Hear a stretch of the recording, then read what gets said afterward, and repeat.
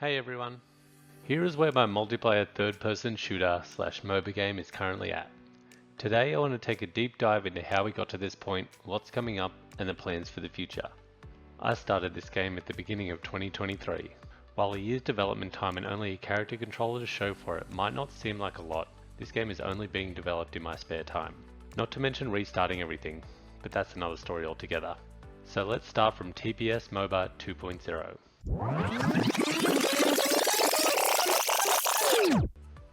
Let's take a trip back to March where I just restarted my project and had a working character controller. This is as simple as it gets.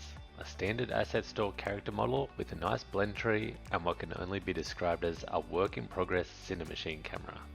There, that's better. I continue refining the character controller throughout this whole journey. I find it's by far the most important aspect of the game to get right. Once the player hates how the player moves, that's game over.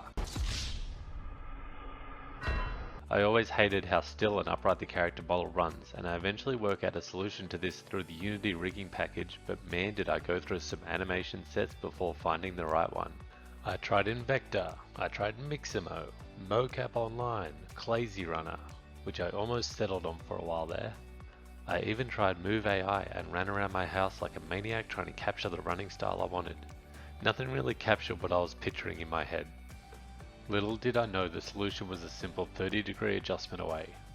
I used the Unity rigging package to override the Z rotation 30 degrees for running and 40 degrees for sprinting, turning the weight on and off through animation keyframing and ta-da!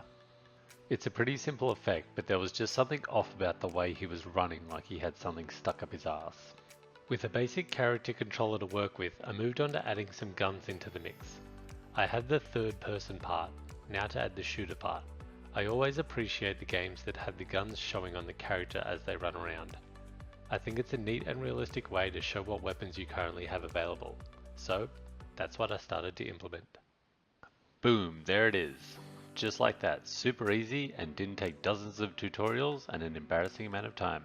Nope, just a regular amount of time to implement and a respectable amount of tutorials. Seriously though, it did take longer than I care to admit. I get this idea in my head that I'm trying to be a AAA studio and that everything needs to be absolutely perfect. I need to remember to stick to the if it's fun and it works, roll with that for the time being. Anyway, using Unity's rigging package, I managed to get some nice looking weapon change animations. It works by attaching a multi-paired constraint to the rig. With the constraint object being the rifle, I can then just toggle the source objects depending on what object I want the rifle to follow, whether it's holstered, just holding it, or aiming with it. The source object values are changed with each animation, using keyframes to change the source values between 0 and 1. With some basic guns working, I slowly added more features to the character. He can roll, jump and slide, and while I did have some sort of climbing wall run mechanic going, I benched that for now as I don't feel it's the best approach to climbing. I think I'll redo this in the future to be more functional. Each of the new features have their own blend trees and it will just choose the correct animation to play based on the player's WASD input. They are essentially all the same animations, just varying degrees of rotational offset so they can move in the correct direction. Okay, on to some fun stuff. With some tweaks to the rigging and the help of some asset store assets, I managed to get some nice gunplay working. While it doesn't really function as a gameplay loop yet, I think it's a good starting point and at least feels like the start of a game. A bit of recoil, some muzzle flashes and some bullet holes can go a long way to making things look a lot better. I've also implemented a shop feature.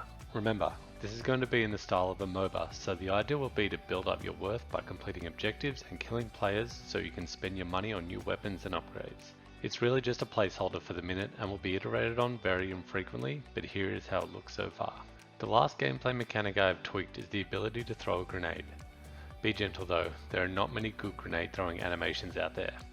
There is a market for any animators that want to release a grenade throwing pack. Anyway, here is the result.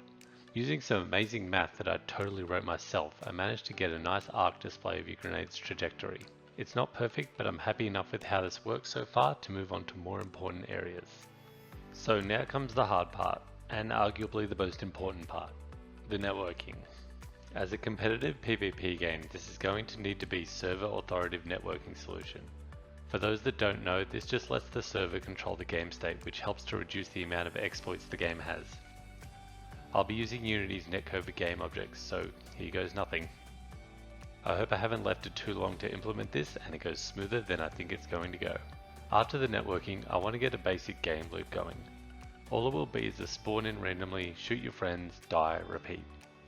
Once I get the basis for an arena shooter, I can slowly massage in other gameplay features like upgrades, spawn times, loot, currency, teammates, NPCs, blah blah blah.